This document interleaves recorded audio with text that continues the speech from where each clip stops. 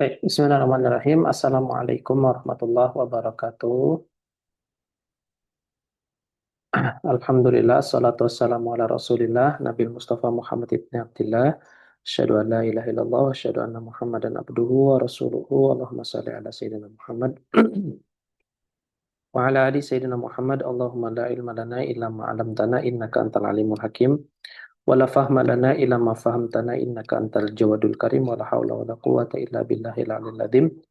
Allahumma inna nas'aluka ilman nafi'ah wa rizqan thayyiba wa amalan mutaqabbala.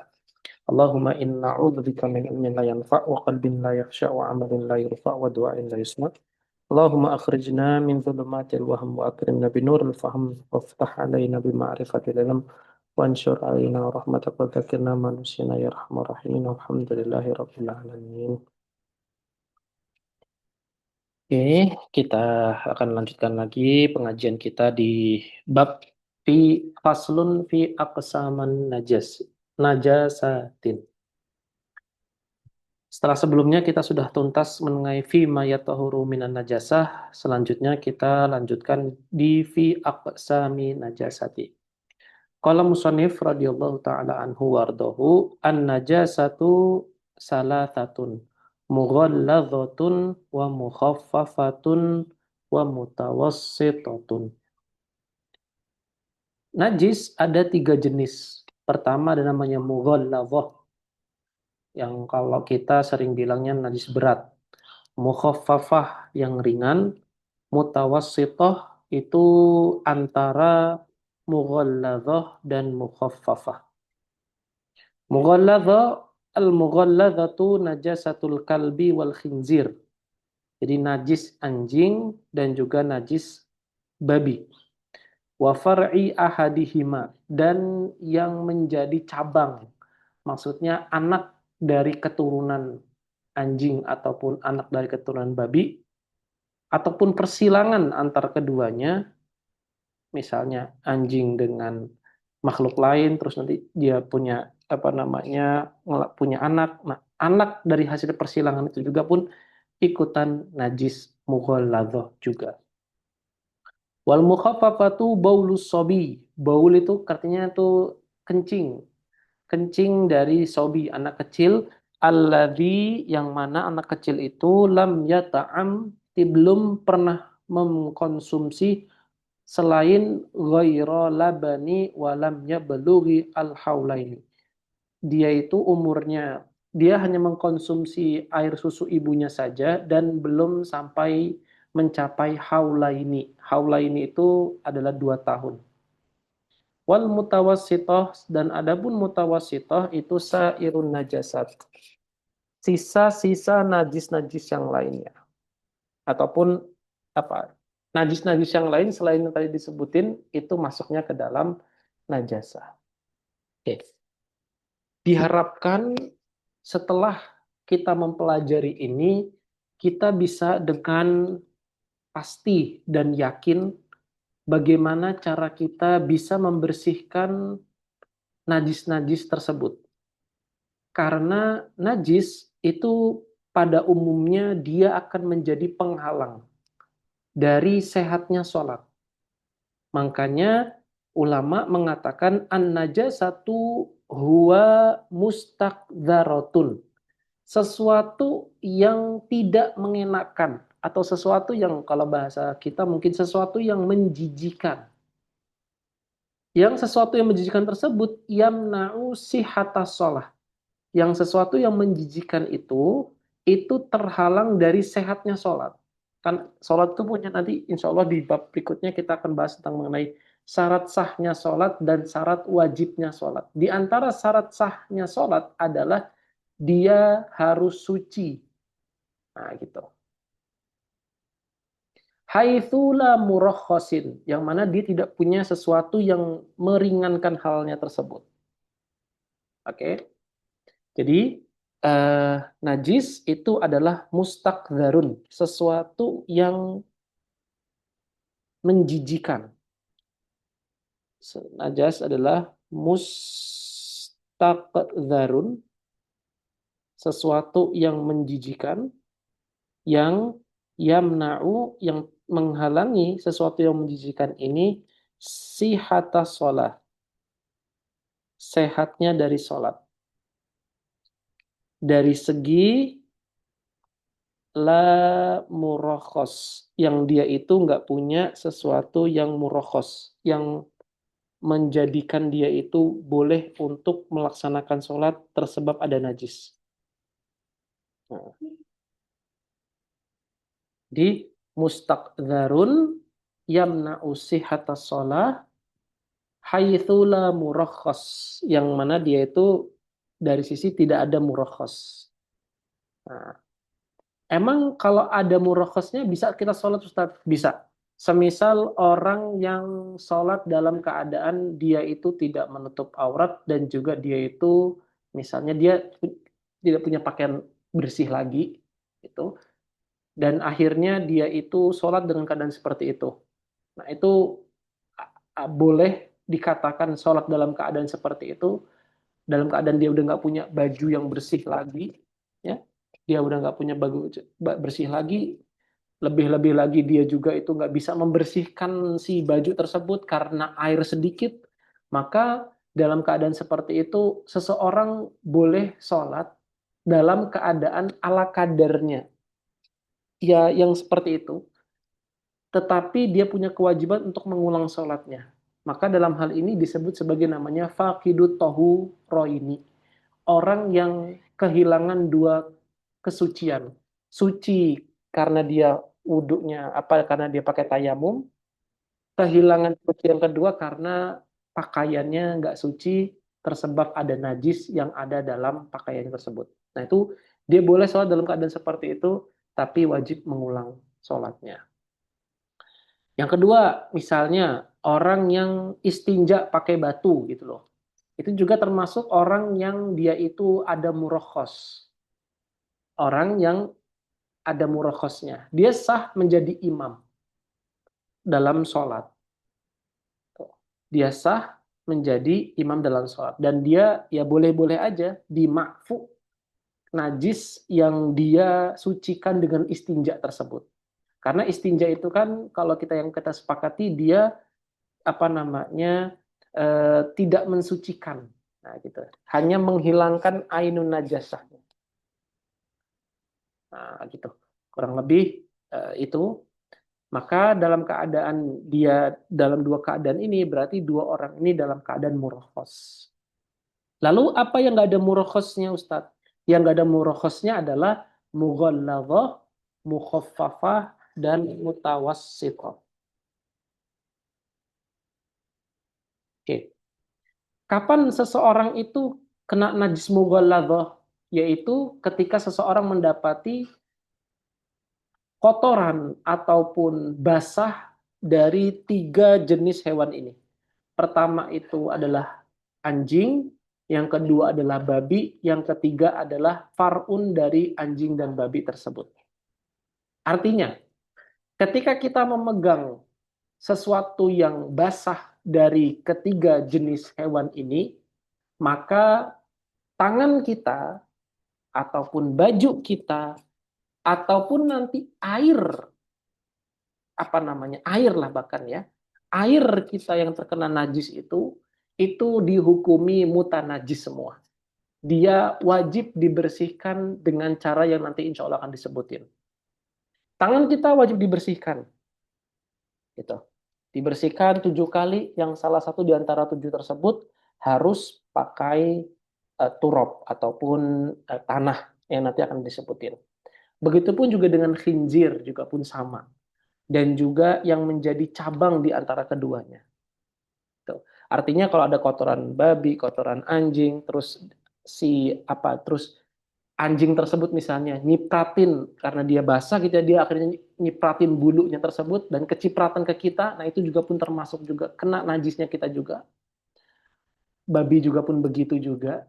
Nah, dan dua hal ataupun hewan yang menjadi far'un, yang menjadi cabang keduanya juga tetap dihukumi sebagai najis. Nah, semoga sampai di sini kita bisa memahami. Jadi hanya ketiga hewan ini saja. Lalu yang kedua adalah mukhaffafah. Mukhafafah itu artinya adalah najis yang ringan.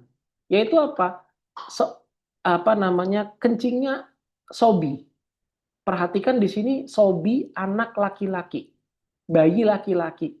Kalau bayi perempuan dia termasuk ke dalamnya masuk ke dalam mutawasitoh, bukan ke dalam mukhafafah. Ingat ya. Dan kata-kata baul, air kencing, berarti kalau buang air besar dia masuk mutawasitoh. Ya. Pertama, kata baul kencing berarti kalau misalkan dia itu BAB, maka dia termasuk mutawasitoh.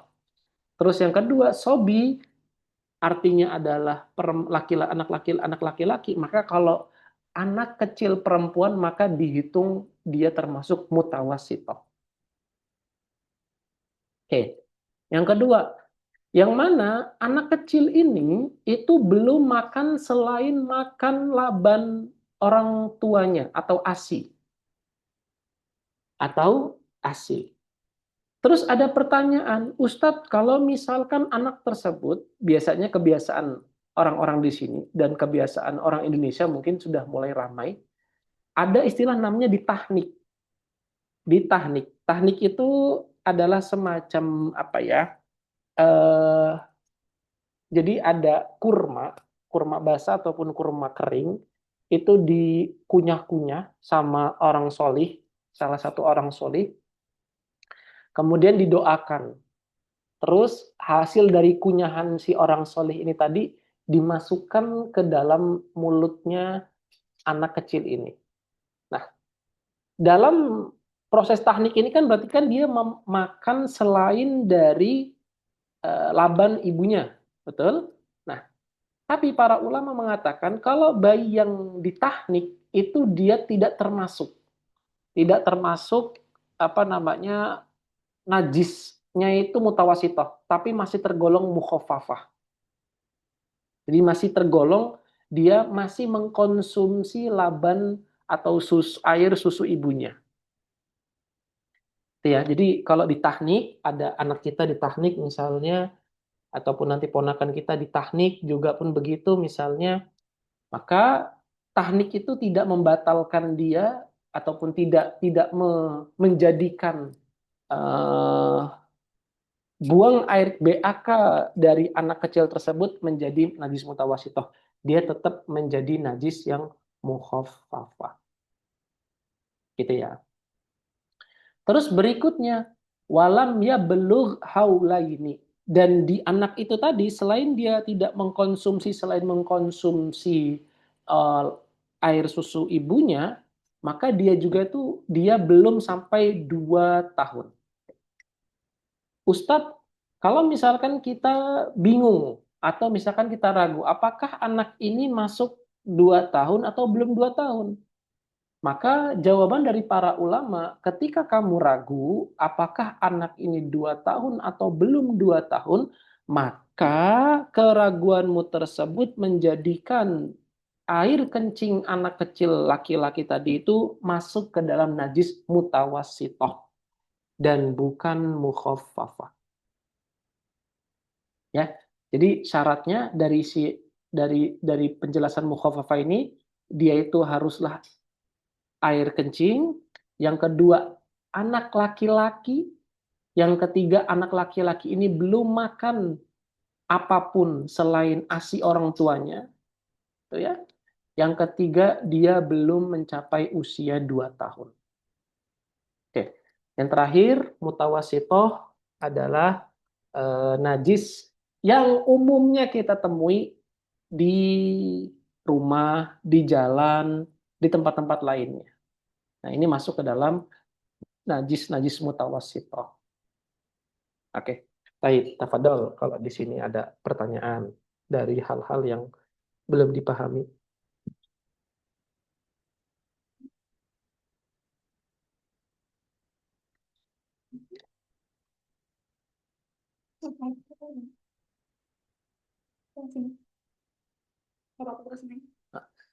Oke, ada? Oke, sekarang lanjut ke dalam pembahasan bagaimana cara membersihkan najis-najis tersebut. Nah, Faslun fi izalatin najasah. Pasal mengenai bagaimana cara kita membersihkan najis-najis tersebut. Oke. Pertama, yang harus difahami, nih ya, yang harus difahami, najis itu dia punya dua hal. Dia itu punya ainun najasah, artinya apa ya? eh, Tampak najis itu, ketampakan najis itu. Yang kedua ada namanya hukmun najasah. Jadi kalau nggak nampak, dia masih dihukumi sebagai najis atau tidak nampak lah. Nah, misal ini pakaian misalnya, pakaian, katakanlah pakaian ini. Ah, di sini ada misalnya ada kencing, misalnya kencing anjing katakanlah, nempel di sini, terus nempel. Atau BAB-nya lah, BAB-nya si anjing katakanlah. Pastikan di sini kan ada apa namanya, ada bau tuh, ada toem, ada rasanya juga dan ada warnanya juga. Nah, bau, rasa dan warna nanti akan disebut sebagai namanya wasfun. Disebut sebagai namanya wasfun. Sifat dari najis tersebut. Sedangkan sesuatu yang nempel itu, yang apa namanya, apa substansinya dari najis itu disebut sebagai namanya jirmun. Jadi ada istilah namanya jirmun, ada istilah namanya wasfun. Kenapa kok begitu Ustadz? Karena nanti ada hukum yang berbeda dari cara membersihkannya. Antara yang ada wasfunnya sama yang ada jirmunnya. Jadi apa namanya, perlu kita perhatikan bahwasanya rasa, warna dan aroma itu masuk ke dalam namanya wasfun. Sedangkan bentukannya atau substansinya itu disebut sebagai namanya jirmun. Nah, ketika itu ada, itu disebut sebagai namanya ainun najasah. Ketika keempat ini ada, itu disebut sebagai namanya ainun najasah. Oke. Sedangkan ketika ini nggak ada semua, tapi kita yakin kalau di sini tuh pernah ada setetes atau dua tetes dari apa namanya kotoran anjing dan babi misalnya, maka kita harus membersihkannya sampai benar-benar bersih dan kita hukumi sebagai hukumnya aja. Jadi ainnya sudah nggak ada, tapi tinggal hukumnya. Nah, gitu ya. Nanti ada perbedaan bagaimana cara membersihkan dari masing-masing wasfun dan jirmun tersebut. Oke. Terus yang berikutnya, kita akan lanjut dulu. Wal mughalladzatu tatahuru bisab'in ghasalat ba'da izalati ainiha ihdahunna biturab. Najis mughalladzah itu dibersihkan dengan 7 kali basuhan. Setelah ba'da izalati ainiha, setelah substansi dari kotorannya tersebut itu telah dihilangkan terlebih dahulu. Artinya ketika di sini nanti ada najis di sini nih, nempel najisnya, terus kita basuh sekali nggak hilang, 2 kali nggak hilang, 3 kali nggak hilang, 4 kali nggak hilang, 20 kali nggak hilang, sampai ke 30 kali baru hilang, maka basuhan 30 basuhan tadi itu baru dianggap 1 kali. Perhatikan ya. Jadi misalnya ada najis jatuh, nempel di sini, lalu kita bersihin sampai 20 kali basuhan baru kita bersihin itu, maka itu baru dihitung 1. Meskipun kita 100 kali basuhan itu tetap dihitung 1. Artinya syariat di sini mengatakan kita harus menghilangkan ain najasnya dulu, ain najasanya dulu. Dan ketika sudah hilang maka itu dihitung 1 kali basuhan.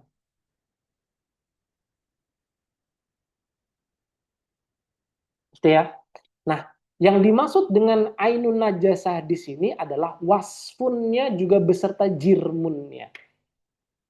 Wasfun itu berarti tok rasanya, aromanya, dan juga warnanya. Jadi harus dihilangkan dulu. Yang mana salah satunya dengan turob. Salah satunya dengan turob. Artinya, pertama ketika kita itu menemukan ada najis, gitu, kita lihat dulu. Ini najis, ada wasfunnya, ada. Ada jirmunnya, ada. Maka kita hilangkan dulu. Sampai bersih, baru hitung 1 kali. Terus yang kedua, terus yang ketiga, terus yang keempat. Nah, ada 3 metode cara membersihkannya. Pertama, campurkan apa namanya eh, turapnya itu atau atau apa tanahnya itu ke dalam air sampai air itu butek. Bahasa Indonesianya butek itu apa ya? Ada yang tahu nggak? Keruh, keruh, keruh, keruh. Sampai air itu keruh. Nah, ketika sudah keruh langsung deh disiram itu. Siram, disiram. Eh, Baru nanti basuhan ke-6, basuhan ke-7, basuhan ke-8, basuhan ke-7 dan selesai. Begitu ya. Jadi, atau yang kedua, kita air dulu sekali, baru kita kasih turab. Itu juga bisa. Atau kebalikannya, turap dulu, baru air juga bisa. Jadi di titik atau di daerah najisnya itu tuh. Kita bersihnya kayak gitu. Itu 3 caranya. Nah, itu merupakan tata cara bagaimana cara kita membersihkan najis mughalladhah. Ustadz, kalau misalkan dalam kita membersihkan najis mughalladhah, pastikan ada tuh cipratannya Ustadz.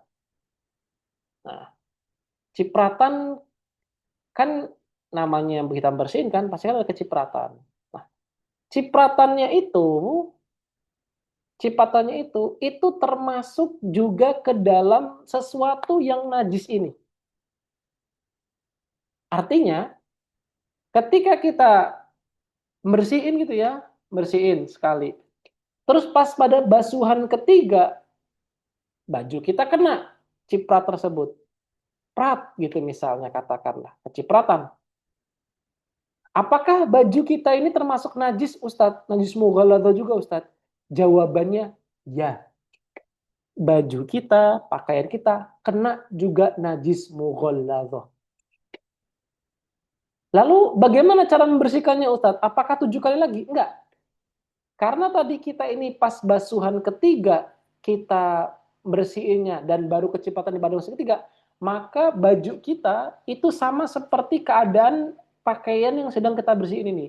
Artinya baju kita untuk kita menjadi suci 4 kali basuhan di daerah yang kena apa namanya kotroh, apa kena cipratan najis tadi itu tadi.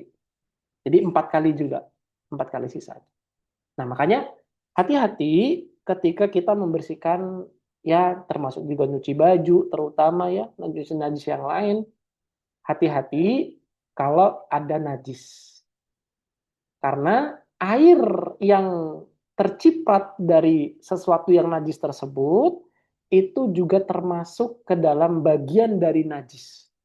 Maka cara membersihkannya ya kalau misalkan dia tulis mughaladhah masuk ke mughaladhah, mukhafafah masuk ke mukhafafah, dan mutawasithah juga masuk ke mutawasithah.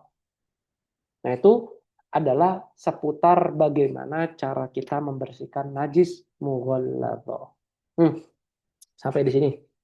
Tafadhol kalau ada diskusi dan kalau ada pertanyaan. Izin tanya Ustadz, Hmm.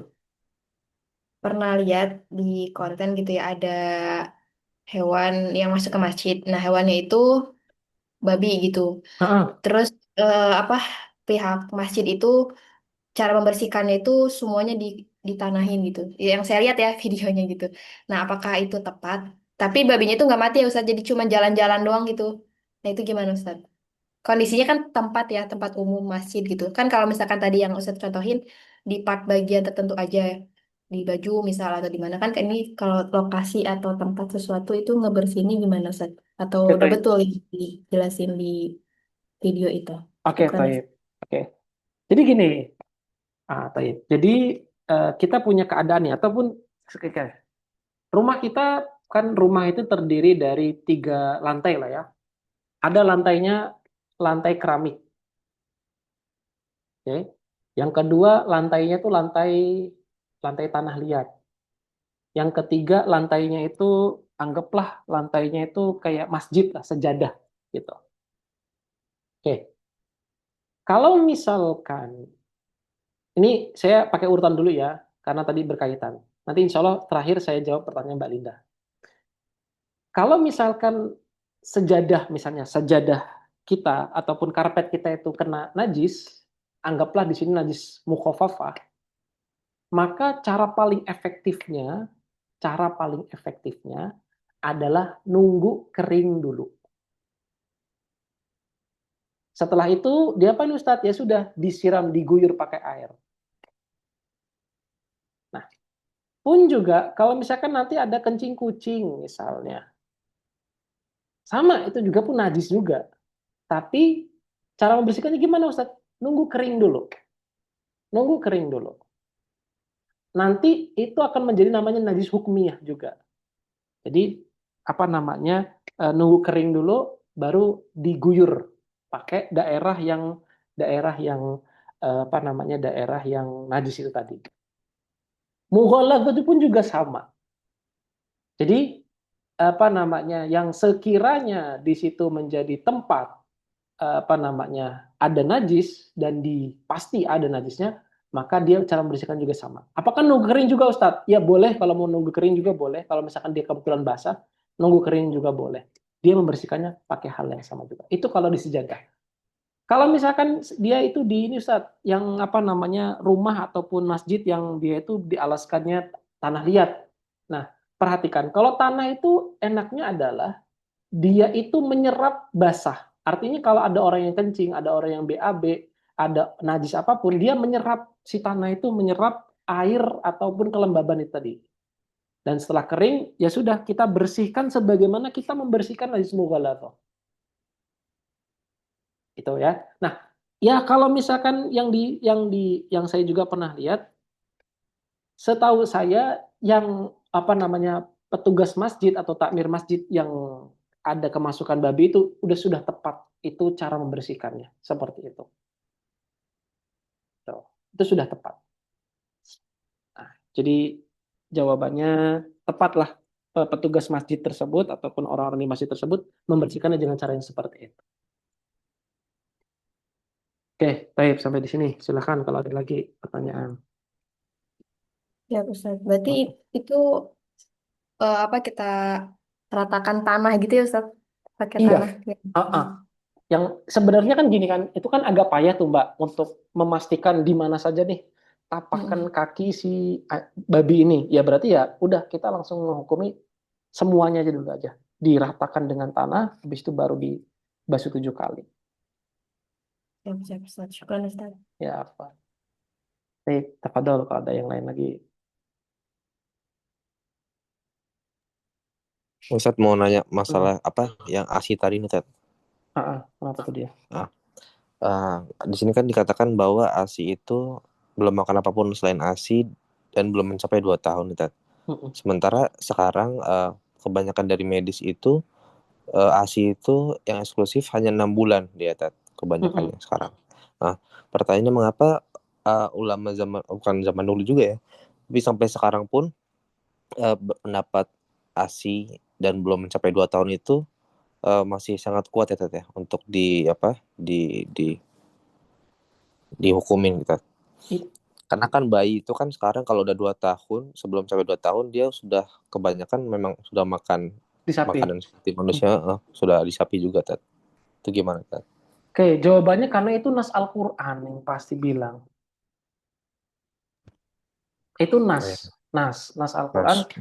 yang mengatakan ya haula ini itulah gitu.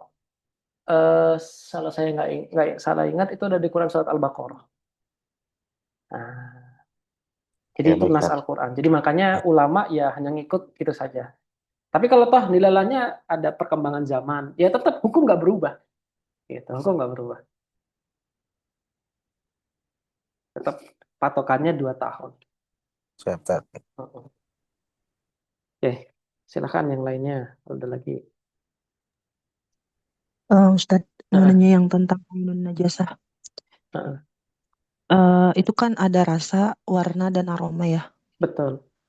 Tingkatan kita biarkan saja kalau kita sudah berusaha itu tingkatan mana dulu gitu yang kita usahakan gitu Ustadz. Oh, taib, taib.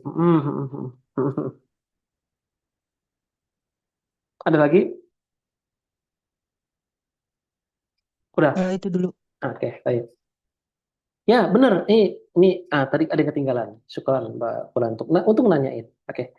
Tingkatan apa sampai kita membersihkan najis tersebut? Sampai tingkatan sampai warna dan warna dan baunya hilang. Warna dan baunya hilang. Ketika kita udah bersihin gitu ya, bersihin, udah hilang dua itu, ya sudah, berarti itu udah aman. Tingkatan tersebut berarti udah aman. Sudah aman untuk kita bilang kalau itu sudah pasti suci lah. Tapi Ustadz, misalkan ketika kita bersihin itu najis, warnanya masih ada, gitu. Dan kita udah bersihin pakai sabun, udah bersihin pakai apa, udah sampai bener-bener bersih banget. Udah sampai bener-bener kita udah nggak tahu lagi nggak pakai apa lagi nih.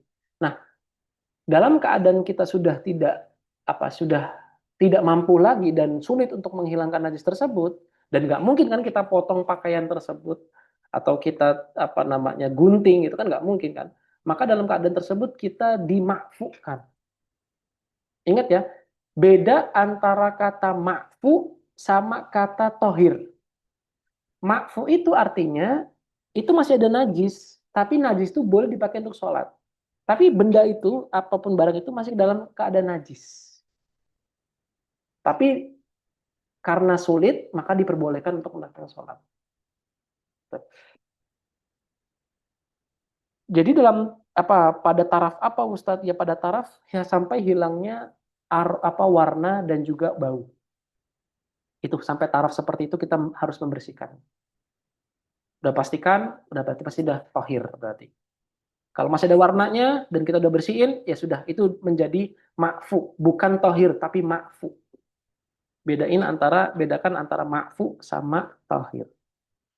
Itu mungkin Mbak yang bisa saya jawab. Oh ya Ustadz. Berarti gimana tuh Ustadz, gimana caranya tuh ya? Waktu itu pernah nanya tapi saya lupa jawabannya.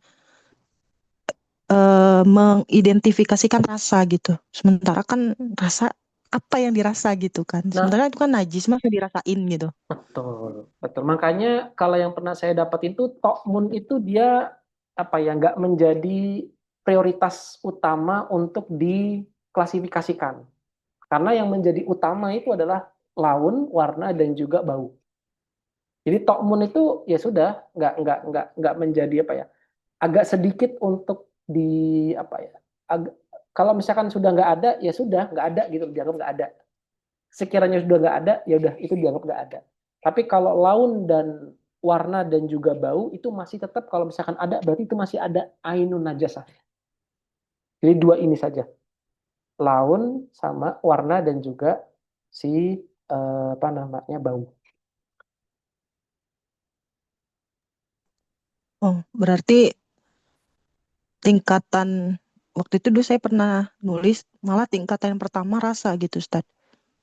Yang Yang harus harus dibersihkan. dihilangkan. Iya, yang harus dihilangkan. Ya iya, Berarti salah ya? kan nggak salah, Gimana? maksudnya sampai pada taraf ya, rasa yang pertama, laun yang kedua misalnya, terus bau yang ketiga. Nah berarti kan kalau misalkan tingkatan pertama ketika sudah dibersihkan kan pasti insya Allah otomatis tokmun itu udah nggak ada. Tinggal kita bersihin bau sama warnanya. Nah ini yang paling sulit nih. Makanya para ulama itu mengatakan kamu harus bersihin sampai pada taraf nggak ada baunya dan nggak ada warnanya lagi, nggak ada warna najasnya tadi itu. Ketika kamu udah nggak sanggup dan masih tersisa warnanya saja gitu ya, berarti kan terakhir warna nih, masih tersisa warnanya, maka itu termasuk makfu, di makfu. Tapi belum tohir, tapi hanya makfu saja. Kayak darah gitu. Darah kan Iya. tokmun Taunya ketika dibasuhan tuh udah hilang dia. Terus Hmm. baunya masih ada. Kita harus bersihin lagi. Sudah hilang baunya. Tersisa warnanya bukan? Kita harus Ya. bersihin tuh terus si darah tersebut sampai bersih, sampai semampu kita. Kita udah nggak sanggup lagi dan kita udah dicoba berkali-kali masih nggak hilang juga nih warnanya. Ya sudah, berarti pakaian ini termasuk pakaian yang makfu. Kita boleh pakai untuk sholat. Tapi kan itu kalau misalkan di apa ya, di kondisi kain gitu ya Ustadz ya. Tapi kalau di kondisi yang itu juga dimakfukan gitu Ustadz, di kondisi yang memang di tempat yang sulit untuk Ya, dihilangkan dari warna dan aromanya. sama. Ya. Terus Ustadz yang satu lagi yang lam yat'am ghairal laban. Ini kan tadi yang tahnik ya. Di tahnik itu kan nggak termasuk dalam ghairul laban ya. Itu kalau misalkan berarti kalau dia udah tercampur dengan makanan, udah nggak bisa ya walaupun dia belum sampai 2 tahun ya. Makanya para ulama gini Mbak, ngasih taunya gini, makanan itu memang tujuan utama misalnya anak belum 2 tahun gitu ya, dikasih makan. Nah, makanannya ini bertujuan untuk mengenyangkan. Tagodhi bahasanya, untuk mengenyangkan. Bahasa mungkin mudah kita untuk mengenyangkan. Maka pas waktu si orang tua tadi itu ngasih makan dengan maksud untuk mengenyangkan anak tersebut, maka anak tersebut sudah terputus dari mukhafafah. Dia masuk nanti najisnya menjadi mutawasitoh. Mutawasitoh. Tetapi kalau ngasih makannya itu tadi dengan tujuan selain untuk mengenyangkan, tadi seperti di tahnik, maka dia nggak masuk ke dalam mutawasitoh, tetap menjadi mukhafafah ketika dia buang air kecil. Oh ya Ustadz, berarti walaupun dia misalkan sama si neneknya nih maksudnya sengaja cuma nyicipin pisang doang itu udah termasuk terputus goyrolaban ya gitu Ustadz. Iya, Tapi karena dia nggak sampai habis gitu. karena dia udah masuknya untuk ngasih makan, untuk mengenyangkan gitu. Sama aja. Iya ya. Berarti dia masuk ke dalam mutawasitoh ya, yang tidak termasuk mukhafafah ini kriterianya. Ya, lagi-lagi hati-hati sama cipratannya. Ini yang mungkin kita agak alpa.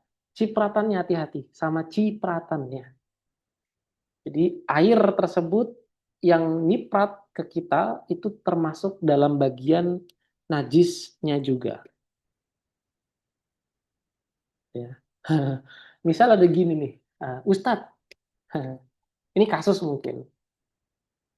Misalnya Ustadz, saya punya madu 1 gentong, mau saya jual Ustadz, tiba-tiba ada kencing Ustadz masuk ke dalam madu tersebut. Apakah madunya itu haram untuk dijual dan dikonsumsi Ustadz? Jawabannya ya.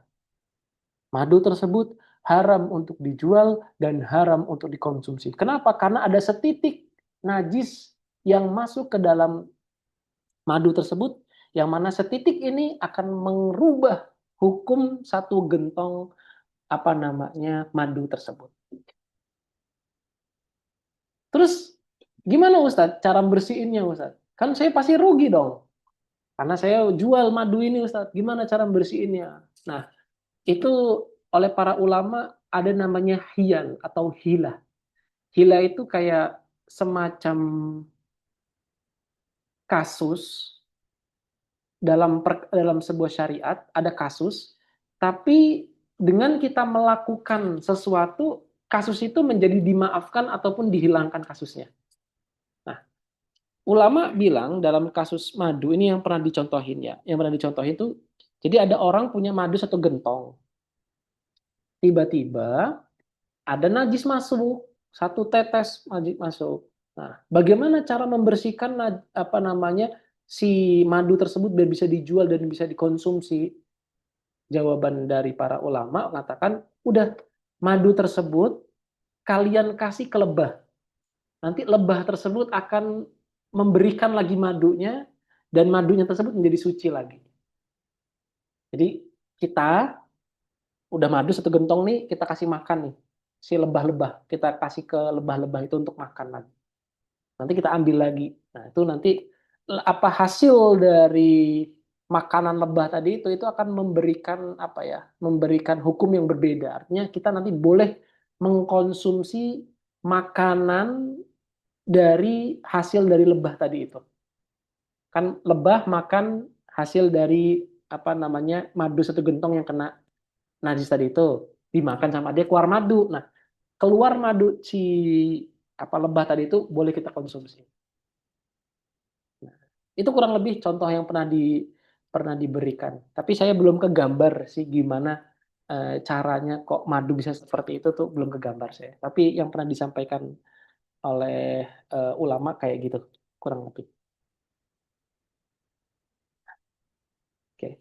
Nah, berbeda halnya ketika ada satu tetes najis darah katakanlah masuk ke dalam satu ember air yang ada dalam ember. Maka cara mensucikan air tersebut adalah dengan memperbanyak air suci ke dalam ember tersebut. Nah, ketika sudah sampai 2 kula, ketika nggak berubah warnanya, nggak berubah rasa dan juga nggak berubah aromanya, maka air seember yang kena darah tadi itu menjadi suci. Air yang seember tadi itu menjadi suci lagi. Ya, jadi kalau selain air nggak bisa disucikan kecuali dengan hila, tapi kalau air yang kena maka air tersebut harus dibanyakin mukatharoh tadi itu sampai 2 kulah baru bisa dipakai untuk toharoh, wudhu, mandi dan juga menghilangkan najis. Oke, silakan kalau ada lagi diskusi. Ustadz, kalau semisal si air itu di ember tadi ya, itu kan harus diperbanyak si airnya sampai 2 kula. Ataukah waktu itu saya lihat pernah video dia mengalirkan si air itu dari ember tersebut, terus di kerannya itu dinyalain gitu, Ustadz. Sampai habis gitu ya? Luber, iya luber gitu. Ya, itu bisa kayak gitu ya?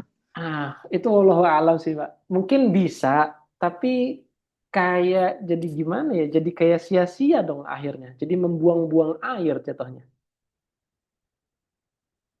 Bisa, tapi kan jadi membuang-buang air. Kan baiknya kan dia taruh di ember gede yang ukuran 2 kula, taruh di situ, dibersihin dulu embernya, baru dinyalain airnya. Ketimbang dia apa namanya nyalain air dan gitu sampai luber. Nah, gitu. Bisa, tapi kan akhirnya jadi mubazir, buang-buang air gitu. Itu mungkin jawabannya. Benar. Berarti yang tadi harus dimasukin lagi air aja gitu ya sampai penuh si 2 kula tadi ya. Dibandingkan harus dikeluarin. Betul. Tapi kan kalau misalkan itu berada di ember, berarti si ember itu harus dimasukin ke bak. Iya. Si ember yang kecil tadi. Airnya ya, airnya aja dimasukin. Iya, maksudnya airnya. Iya. Iya. Dan embernya jadi najis ya, jadi embernya harus dibersihin juga. Ya bersihnya pakai segayungan air aja. Ketika udah nggak ada lagi dah aman. Ustadz, tapi kan kadang kalau mandi bekas anak kecil ya, yang anak SD mungkin kelas 1, kelas 2 kan dia udah mandi sendiri kan. Nah, kita kan nggak tahu tuh dia mandinya itu misalnya BAK-nya itu cipratan kemana gitu kan. Nah itu gimana ya, khawatir ke bak gitu. Oke, kita menghukumi dia suci. Karena kita nggak melihat. Betul. Itu gimana? Betul. Karena kita nggak melihat. Dan kita nggak tahu persisnya itu seperti apa. Kecuali kalau kita tahu dan melihat. Nah itu baru kita mesti kena hukum, kita harus membersihkannya. Sama juga ketika misalnya Mbak Bulan beli rumah gitu ya, katakan beli rumah harganya misal katakanlah 500 juta. Itu rumah bekas. gitu, kotor. Ya sudah, ketika Mbak Wulan itu masuk itu dianggap itu masih suci. Sampai Mbak Wulan melihat kalau ada kotoran di situ. Ataupun ada sesuatu yang kotor. Dan ataupun yang kedua, Mbak Wulan sudah bisa mengidentifikasi kalau ini kotoran ini, kotoran ini, kotoran ini. Selama belum bisa mengidentifikasi, maka itu dihukumi sebagai suci dia. Karena kita nggak tahu. Iya. Tapi kalau misalkan di tempat yang itu tuh kita lihat nih si kucing itu tuh pipis misalkan Ustadz. Tapi saya memilih caranya mengeringkan dulu gitu. Sampai kering dulu. Nah, ternyata saya lupa gitu. Itu kan rumah orang ya, rumah saya. Saya lupa ngasih tahu ke orang rumah tersebut bahwa itu bekas ada kencing kucingnya gitu. Nah itu gimana? Dimaafkan atau gimana? Harus Kalau dikasih tahu lagi. ya kalau dari dia, ya dia nanti harus dikasih tahu. Gitu. Tapi kalau pas lagi nggak tahu tadi itu ya dia nggak ada hukum bagi dia. Tapi ketika kita kasih tahu itu ada kewajiban dia untuk membersihkannya. Membersihkannya dengan mencepretan gitu Ustadz atau sekedar dilap aja? Diguyur. Diguyur. Guyur. Kirain diciprat deh. Kan dia kan masih mutawasitoh jatuhnya. Oh iya, masuknya mutawasitoh ya. Diguyurnya itu 2 kali atau 3 kali atau 1 sekali kali? aja, sekali aja. Sekali gayung gitu. Iya. Sampai tapi kan ketutup semua daerah najisnya itu sampai kena air semua ya. Ya kalau misalkan cukup satu gayung, ya berarti sudah cukup 1 gayung. Tapi kalau misalkan lebih dari 2 gayung atau 1 ember, ya harus ember itu juga lah harus mengguyurnya. Iya.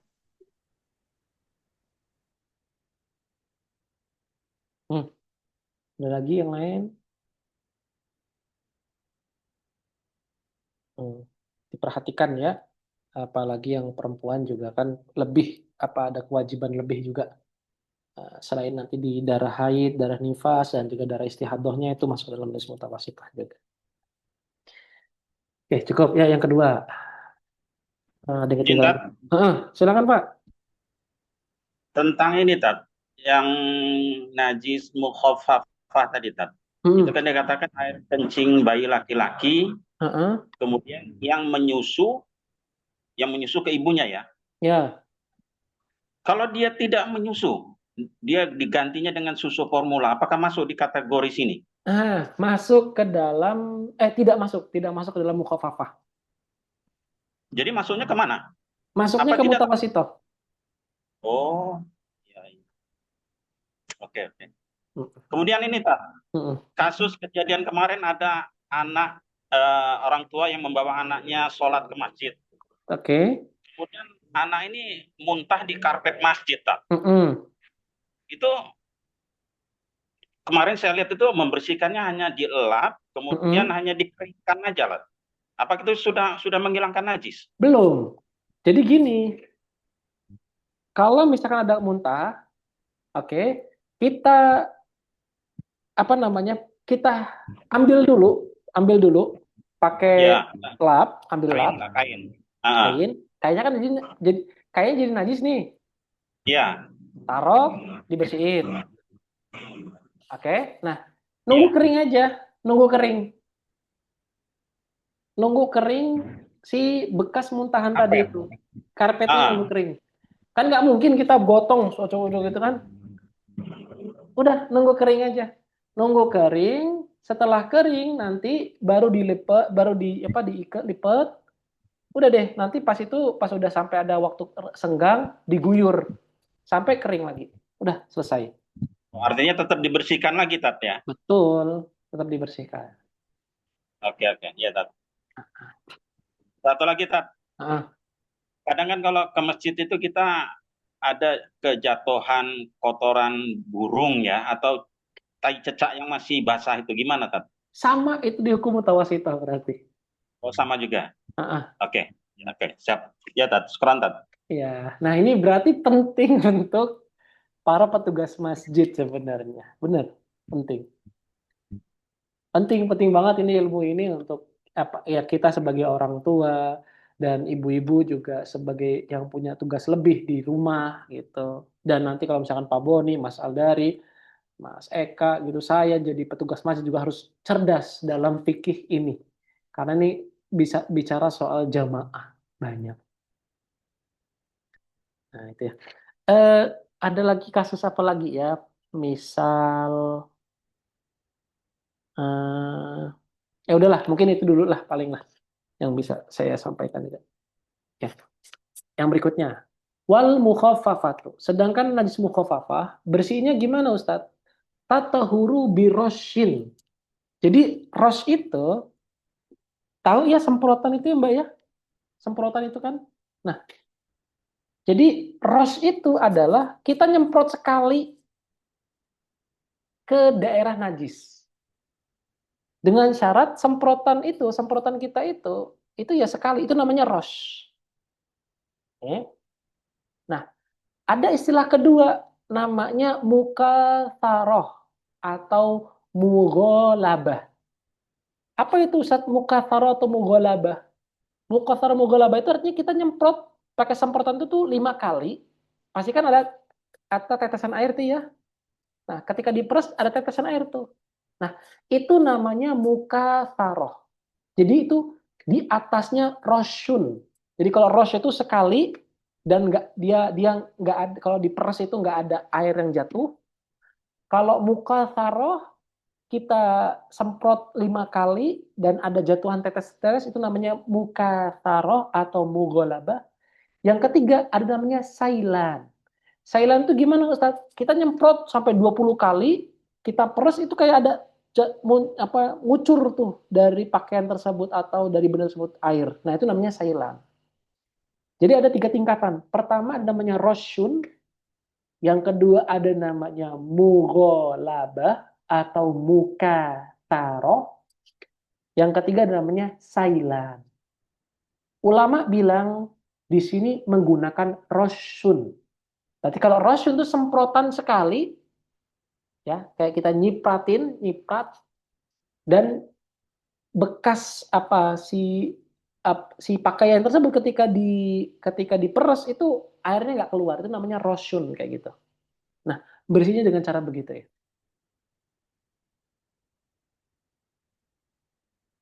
Oke. Dan yang paling penting lagi ya, ketika semprotan itu ainun najasanya juga hilang. Kalau misalkan ainun najasnya nggak hilang, oh berarti itu masuk ke dalam mutawasitoh. Dan kita harus bersihin dulu itu ainun najasahnya itu. Sama seperti kita tadi bersihin najis mughalathah. Misal ada air kencing, nggak ujuk-ujuk kita langsung disemprotin tuh, nggak, atau nyepratin, enggak. Tapi kita lihat dulu, ini ada nggak ketika dicipratnya, baunya ada nggak, aromanya ada nggak. Kalau masih ada, berarti kita bersihnya harus diguyur. Dengan guyur sambil dikucek sampai aroma, rasa, dan baunya tuh hilang. Jadi sekali untuk cipratan tuh nggak cukup, harus membersihkannya ekstra. Ya, jadi diperhatikan, jadi nggak langsung ujuk-ujuk langsung main ciprat aja, tapi harus diperhatikan juga apakah ainun najasanya ada atau tidak. Baik, yang ketiga, wal mutawasitoh, dan adapun mutawasitoh itu ada 2, ada namanya ainiyah, ada namanya hukmiyah. Ainiyah itu artinya dia punya warna, rasa, dan juga aroma. Maka kita harus menghilangkan dulu aroma, rasa, dan warnanya tadi itu. Sedangkan hukmiyah itu tidak ada warna, tidak ada rasa, dan tidak ada warna, rasa, dan tidak ada aroma. Maka kita cukup untuk apa? Jaryul ma, mengguyur najis tersebut dengan air. Nah, ini yang dibilang oleh para ulama tentang tata cara membersihkan ketiga.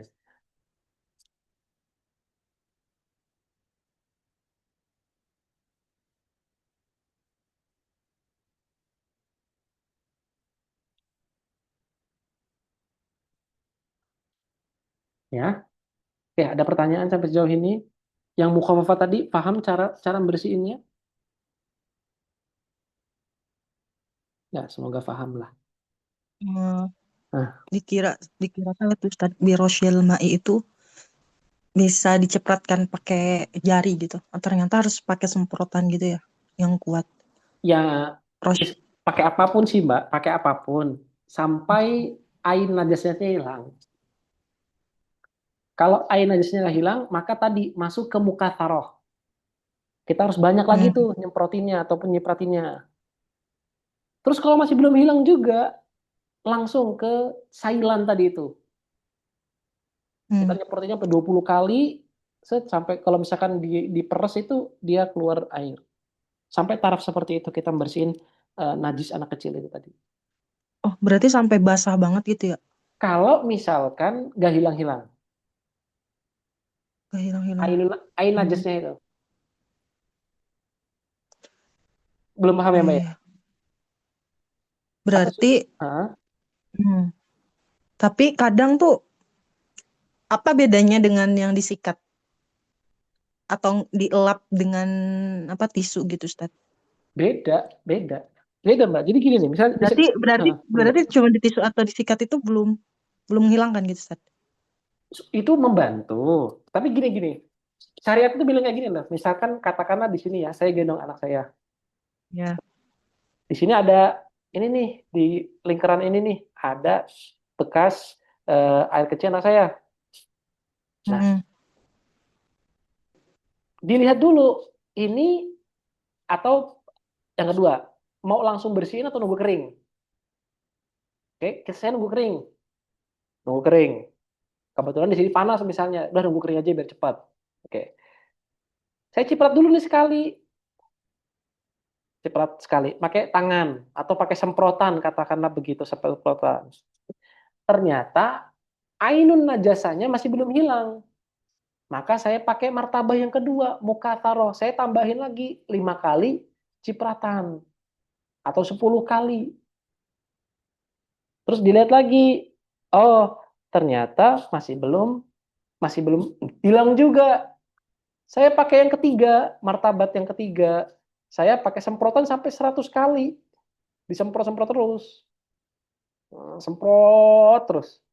Baru hilang. Ya sudah, berarti ketika itu sudah hilang, kalau diperas berarti kan keluar air tuh, maka sudah tuntaslah najis tersebut. Hilang najis itu dari si pakaian saya ini. Itu kurang lebih cara membersihkannya. Terus kalau misalkan dikucek, ya lebih bagus dikucek gitu loh. Nggak apa-apa dikucek. Tapi syariat ngasih kemudahan kok. Nggak perlu kamu kucek juga nggak apa-apa.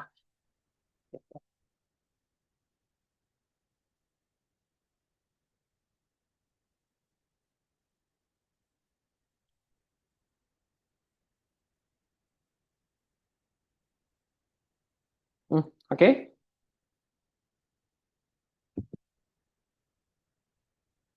Ada lagi? Berarti Hmm, arti yang lain tuh bahasan yang lain tuh eh diguyur tapi dalam volume yang kecil ya. iya, mungkin bahasanya gitu.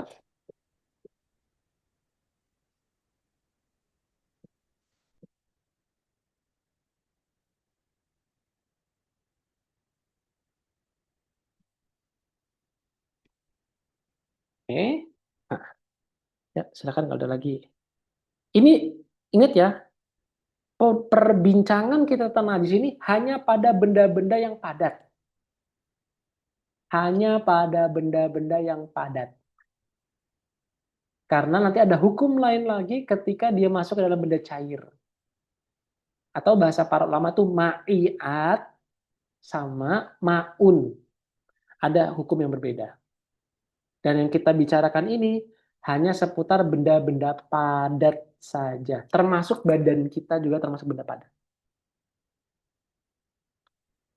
Tuh, ini perlu dikasih tahu supaya nanti nggak salah dalam mengantisipasi dan mengeksekusi ketika ada najis-najis ini. Hmm, baik. Ada lagi diskusi sebelum diakhiri? Insya Allah ini besok kita masuk ke dalam bab yang cukup menarik, bab haid dan nifas. Mungkin ada beberapa nanti tambahan dari saya, tuh, karena ini yang berkaitan dengan perempuan. Jadi ya apa namanya Pak Boni, Mas Aldari dan Mas Eka ya bersabarlah untuk mempelajari ini. Karena ini juga bab yang agak panjang dan agak belibet bagi laki-laki. Oke, ada pertanyaan, ada diskusi sebelum diakhiri? Ada. Izin, Pak. Silakan Pak. Agak mundur ke belakang tentang kajian yang pekan kemarin, Tat. Kenapa tuh dia? Dengar saya masalah tanah makam, tanah kuburan. Oke. Itu nggak boleh untuk tayamum, najis. Betul. Ya. Najis. Kemudian kalau kan ada tanah kosong yang ditanami tanaman itu gimana, Tat? Menghukuminya?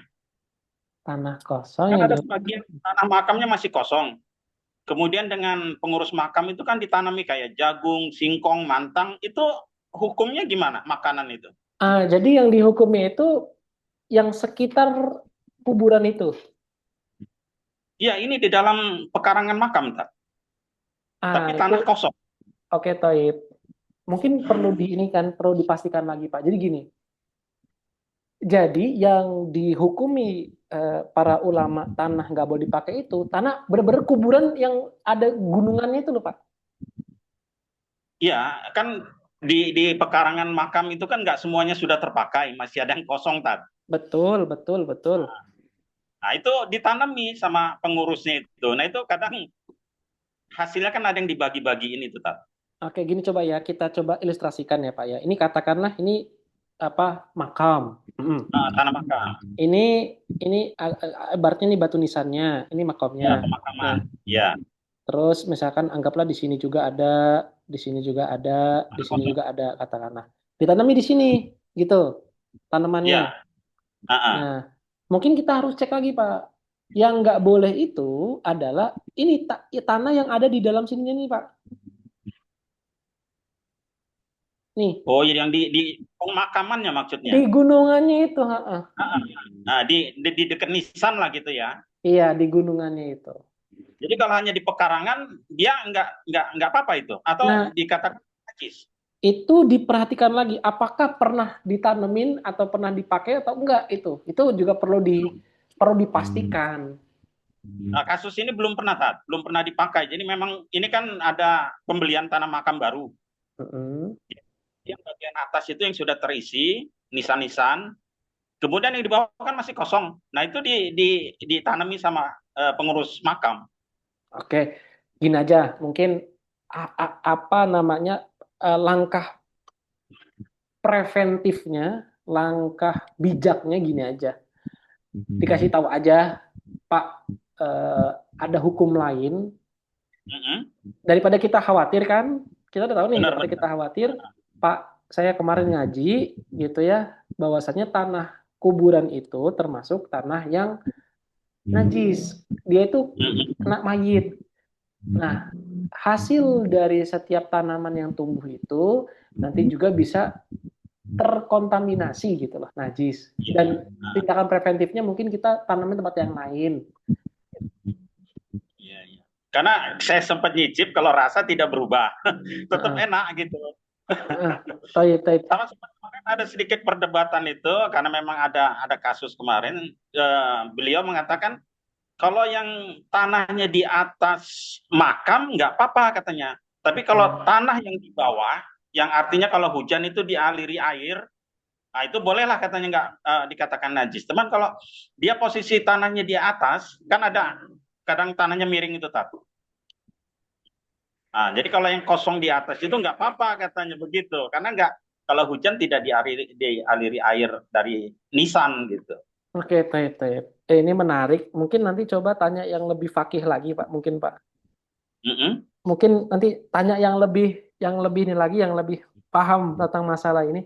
Saya sudah kebayang, cuman belum bisa memberikan jawaban pastinya. Oke, ya, siap, Pak. Oke, barakallah. Oke, yang lainnya tafadhol kalau ada diskusi dan pertanyaan lagi. Nggak ada ya, cukup ya. Oke, kita cukupkan dengan surah Alhamdulillah, alhamdulillahirabbil alamin. Dan doa kafatul majelis, subhanakallahumma wa bihamdika nasyhadu an la ilaha illa anta nastaghfiruka wa natubu ilaik. Wassallallahu ala sayyidina Muhammad wa ala ali sayyidina Muhammad. Wassalamualaikum warahmatullahi wabarakatuh. Waalaikumsalam Waalaikumsalam warahmatullahi